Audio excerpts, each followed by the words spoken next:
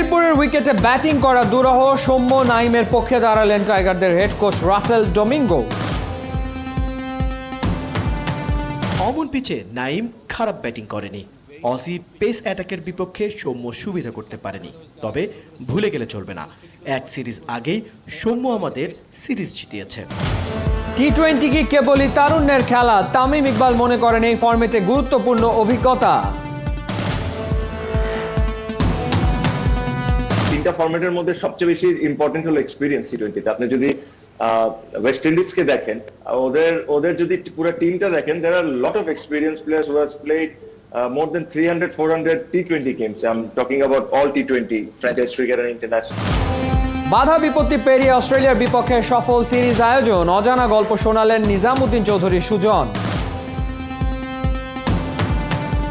Law enforcement যে এজেন্সিগুলো আছে তাদের কাছ থেকে সার্বক্ষণিক আমরা সহযোগিতা পেয়েছি। স্বাস্থ্য মন্ত্রণালয় আমাদেরকে সার্বক্ষণিকভাবে আমাদের সাথে যোগাযোগ রেখেছে। দেশের বেশিরভাগ স্টেডিয়ামের বড্ড দুরবস্থা, কেউ দেখার নেই, কেউ শোনার নেই, কেউ নিচ্ছে না ব্যবস্থা। ওই ফাস্ট কোর্টে প্র্যাকটিস করতেছিলাম একদিন, হঠাৎ মানে হাই ক্লিয়ার করতে গিয়ে আমি বেঁধে পড়ে যাচ্ছিলাম, এরকম অবস্থা ফাস্ট কোর্টে। আচ্ছা মানে আসলে বুঝতে পারবো না ম্যাটের উপর থেকে যে কোথায় আসলে কোন সমস্যা, মানে হঠাৎ করে একটা স্টেপ নিলাম, বেঁধে পড়ে যেতে পারি। কমলাপুর স্টেডিয়ামে 1 সেপ্টেম্বর চালু হচ্ছে বাফুফের ফুটবল একাডেমি। দল বদলের সময় ঠিক করেছে hockey League committee.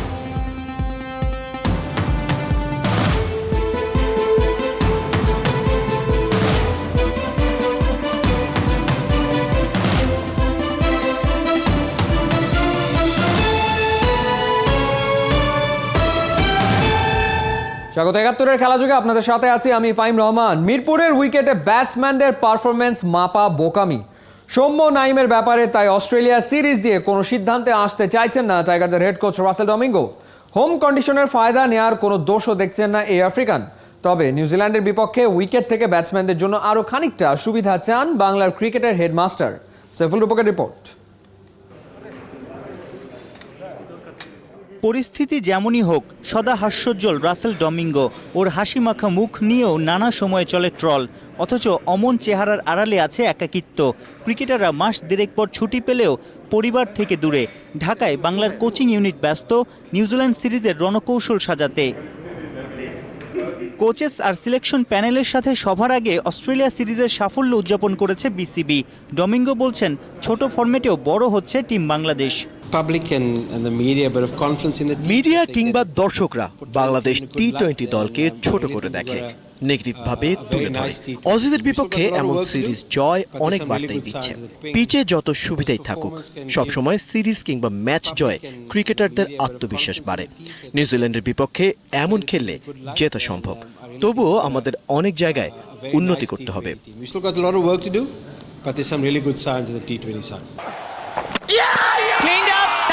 Tiger kangaroo ক্ল্যাশে উইকেটে ছড়ি ঘুরিয়েছেন স্পিনাররা। দুই দলের ব্যাটসম্যানদের জন্যই 22 গজ ছিল বড্ড অচেনা। প্রশ্ন চলেই আসে, নিউজিল্যান্ডের বিপক্ষে কেমন সারফেস চাচ্ছেন টাইগার ওস্তাদ? আমি গ্রাসম্যান কিংবা পিচ কিউরেটর নই, আমি পিচ তৈরি করতে পারবো না। নিউজিল্যান্ডের বিপক্ষে একেবারে পেস কিংবা স্পোর্টিং উইকেট চাচ্ছি না, তবে ব্যাটসম্যানদের জন্য আরেকটু ফেভারেবল পিচ আশা করছি। বিশ্বকাপের আগে ব্যাটসম্যানরা রান পেলে পুরো দলের জন্যই দারুণ হবে। Get some good scores, get some confidence going, because 5 games before World Cup, confidence is an important aspect of batting. সেপ্টেম্বরে কিউইদের বিপক্ষে 5টা টি-20, বিশ্বকাপের আগে টিম কম্বিনেশন দাঁড় করানোর বড় মঞ্চ। অজিদের বিপক্ষে শঙ্কা হয়ে দাঁড়িয়েছে সৌম্যের ফর্ম, তবে হেড কোচের আস্থা পাচ্ছে opening pair. Very good bowling attack Australia have got. অমন পিচে নাইম খারাপ ব্যাটিং করেনি। অজি পেস অ্যাটাকের বিপক্ষে সৌম্য সুবিধা করতে পারেনি, তবে ভুলে গেলে চলবে না, এক সিরিজ আগেই সৌম্য আমাদের সিরিজ জিতিয়েছে। কোয়ালিটি নিয়ে কোনো সন্দেহ নেই, ধৈর্য ধরে ক্রিকেটারদের সাহস দিতে হবে। I know after 2 games here people were criticizing Shomo, but 2 games before that he was man of the series. 24 August বাংলায় আসবে নিউজিল্যান্ড। একই দিনে ক্যাম্প শুরু করবে টিম বাংলাদেশ। সাইফুল রূপক, ৭১। অভিজ্ঞতা টি-20 ক্রিকেটের সবচেয়ে গুরুত্বপূর্ণ বলছেন বাংলাদেশের ওয়ানডে কাপ্তান তামিম ইকবাল। পাশাপাশি তরুণদের রাখতে হবে ভূমিকা। 3 তরুণ ক্রিকেটার আফিফ হোসেন, সোহান আর শামীম পাটোয়ারির উত্থানে আশার আলো দেখছেন তামিম। তরুণদের আরও সময় দেওয়ার পরামর্শ দিয়েছেন তিনি। বৃহস্পতিবার আইপিডিসি ফাইন্যান্সের উচ্ছ্বাসের অগ্রদূত হিসেবে এক অনলাইন আড্ডায় এসব কথা বলেন তামিম। রহমান পেয়ারের রিপোর্ট।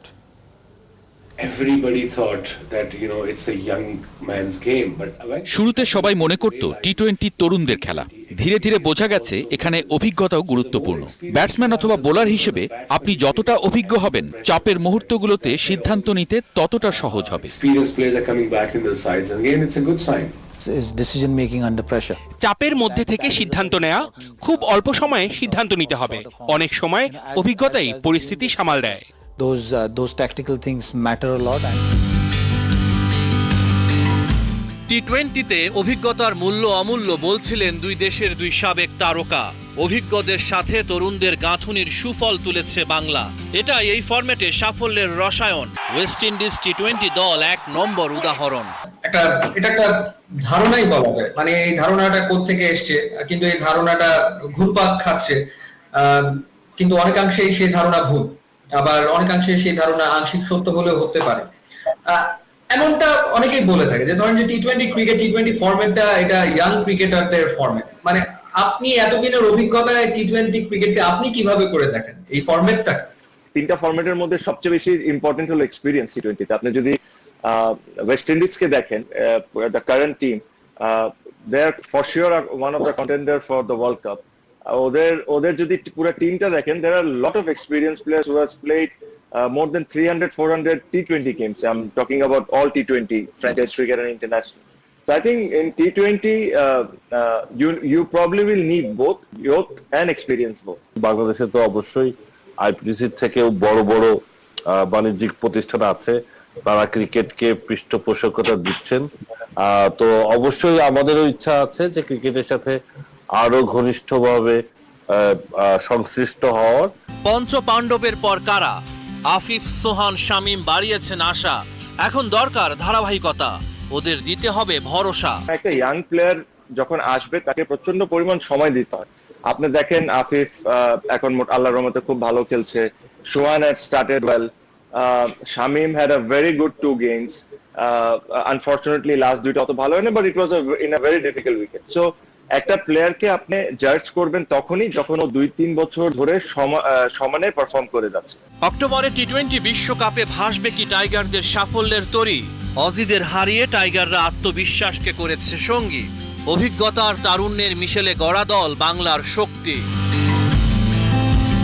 রহমান পেয়ার, 71। সবাই টাইগারদের অস্ট্রেলিয়া বধের সাফল্য উদযাপনে ব্যস্ত, তবে একটা সময় সিরিজ মাঠে গড়ানো নিয়েই ছিল ঘোর অনিশ্চয়তা, যে গল্প অনেকের অজানা। ক্রিকেট বোর্ডের শীর্ষ থেকে সব কর্মকর্তা কর্মচারীর রাত দিনের অক্লান্ত পরিশ্রমের ফল বাংলাদেশ অস্ট্রেলিয়া সিরিজের সফল আয়োজন। প্রধান নির্বাহী নিজামুদ্দিন চৌধুরী শুনিয়েছেন না বলা কথা, শুনেছেন সহকর্মী রিয়াসাত আজিম।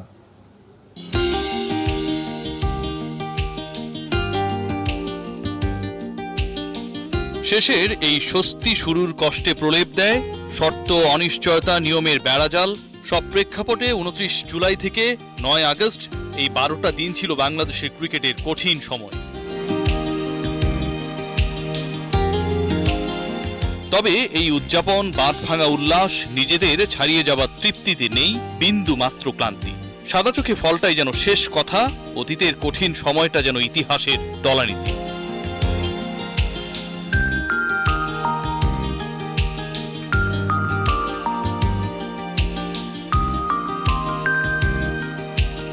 নিজামুদ্দিন চৌধুরী, ক্রিকেট পাড়ার সুজন ভাই, বোর্ডের সিইওর দায়িত্ব নেবার পর থেকে পাহাড় সমচাপ, হাসি মুখে তা গ্রহণ করা। কঠিন শর্তগুলোর একটাও যদি অপূরণ থাকতো, অস্ট্রেলিয়া কি সফরটা করত? উত্তর না।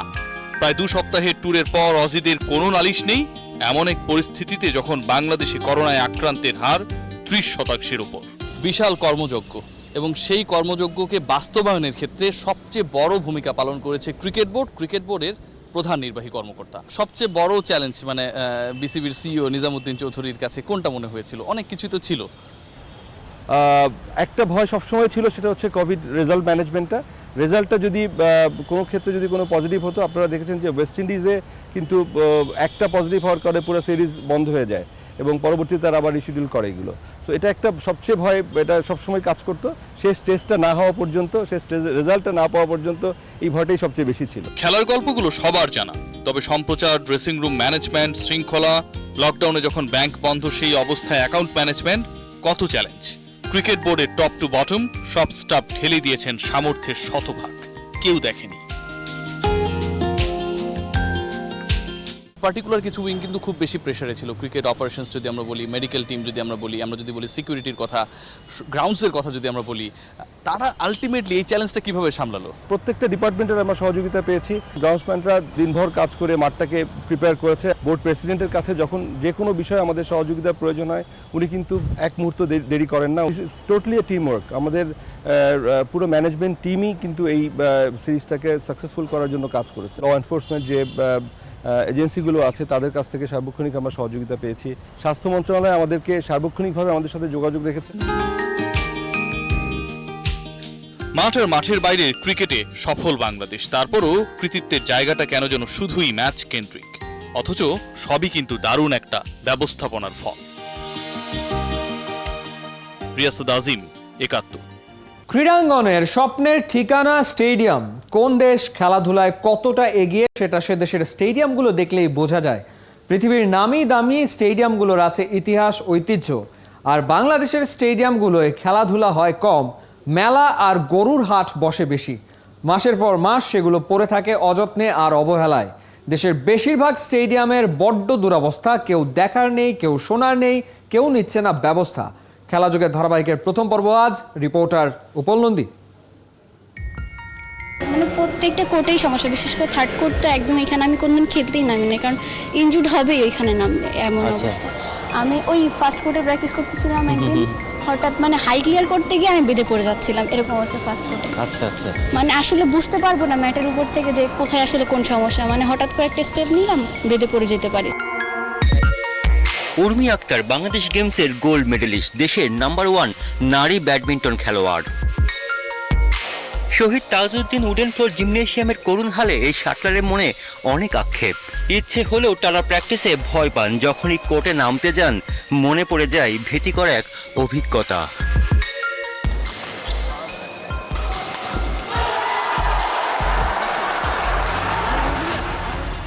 সর্বশেষ বাংলাদেশ গেমস চলাকালে একক কোয়ার্টার ফাইনাল ম্যাচে উডেন ফ্লোরের ভাঙা কোর্টে খেলতে গিয়ে টেন্ডার লিগামেন্ট ছিঁড়ে গিয়েছিল শাটলার গাজী নূর আলম তুষারের।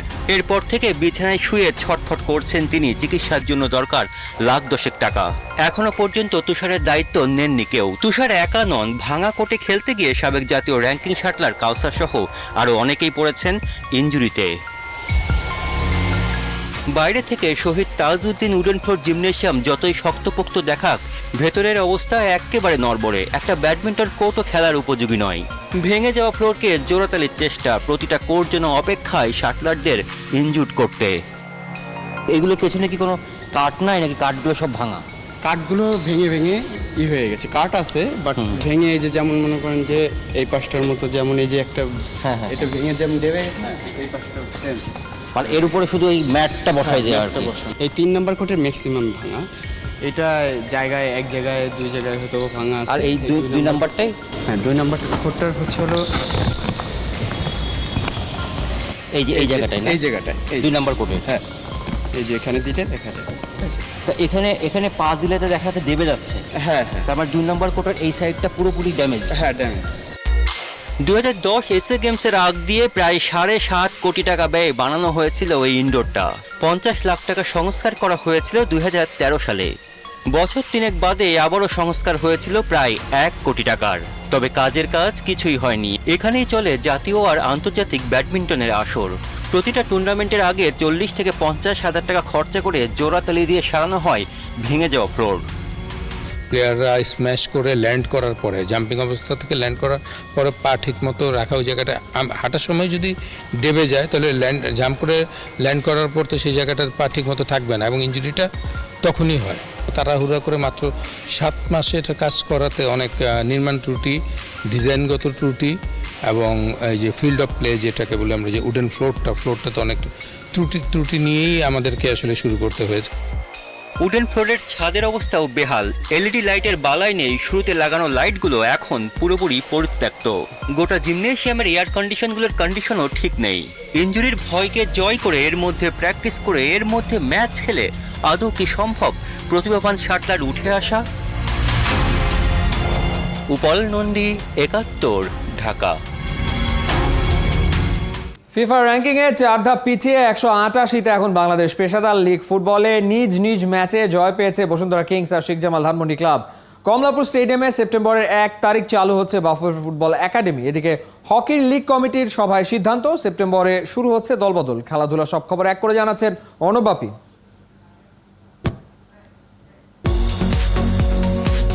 সময় যত গড়ায় লক্ষ্য যেন আরো দূরে সরে যায়। ফিফা র্যাঙ্কিংয়ে 150-এর মধ্যে থাকবে বাংলাদেশ, এমন স্বপ্নই দেখিয়েছিল বাফুফের বর্তমান কমিটি। কেটে গেছে 10 মাস, সব শেষ র্যাঙ্কিংয়ে 4 ধাপ পিছিয়ে ভুটানেরও পরে বাংলাদেশ, 188তে অবস্থান। এই যখন পরিস্থিতি, তখন শুক্রবার বিকেলে ভিডিও কনফারেন্সের মাধ্যমে সভা করবে জাতীয় দল ম্যানেজমেন্ট কমিটি। টেবিলের বৈঠকের থেকে মাঠের পারফরমেন্সটা বেশি জরুরি। বসুন্ধরা কিংসের সেটা ভালোই জানা। আগেই নিশ্চিত হয়ে গেছে পেশাদার লিগের শিরোপা। সেই কারণেই আরামবাগের বিপক্ষে বিশ্রামে রাখা হয়েছে সেরা একাদশকে। তবুও ওরা জিতেছে 1-0 গোলে। শুক্রবার মাঝরাতে কিংরা উড়াল দেবে মালদ্বীপের উদ্দেশ্যে এএফসি ক্লাব কাপ খেলতে। বিপিএল ফুটবলে দিনের আরেক ম্যাচে উত্তর বারিধারাকে 5-1 গোলে হারিয়েছে শেখ জামাল ধানমন্ডি ক্লাব। লিগের আকর্ষণের পুরোটাই এখন দ্বিতীয় স্থান নিয়ে। শুক্রবার বিকেল 4টার ম্যাচে সাইফ স্পোর্টিং ক্লাবের প্রতিপক্ষ ঢাকা আবাহনী, আর সন্ধ্যা 6:30টায় বাংলাদেশ পুলিশ আর মুক্তিযোদ্ধা সংসদের লড়াই। থেমে যাওয়া মানেই তো হেরে যাওয়া। ফুটবলের সুদিন ফেরাতে চালিয়ে যেতে হবে সব রকমের চেষ্টা। অবশেষে আলোর মুখ দেখতে যাচ্ছে বাফুফের একাডেমি। সারা দেশে 47 জন খুদে ফুটবলার এখন কমলাপুর স্টেডিয়ামের আবাসিক ক্যাম্পে। আগামী মাস থেকে শুরু হবে অনুশীলন। আমাদের এই ফুটবলটাকে যদি আমরা আগামী 10 বছর 15 বছর পরে ভালো কোনো মর্যাদার জায়গায় নিয়ে যেতে চাই, তাইলে আমাদের এই একাডেমি বা এই ট্রেনিং ক্যাম্পের বিকল্প কিছু নাই। আমাদের স্বাদ আছে অনেক, কিন্তু সাধ্য নাই। সেই সাধ্যের সমন্বয়ের মধ্যে সমন্বয় করে আমাদেরকে এগিয়ে যেতে হবে। কিভাবে আমাদের এই একাডেমিটাকে শক্তিশালী করে বড় আকারে করে আমরা এখান থেকে প্লেয়ার তৈরি করতে পারি, সেটা সরকার অবশ্যই আমাদেরকে সহযোগিতা করে। ফুটবল থেকে হকি, মাঠে খেলা ফেরাটা ভীষণ জরুরি। সেই লক্ষ্যেই সভা করেছে হকির লীগ কমিটি। আগামী মাসের 19 থেকে 23 তারিখ হবে দলবদল। অক্টোবরে ক্লাব কাপ দিয়ে শুরু হবে হকির মৌসুম। তারপরই মাঠে গড়াবে দীর্ঘদিনের অপেক্ষার লিগ।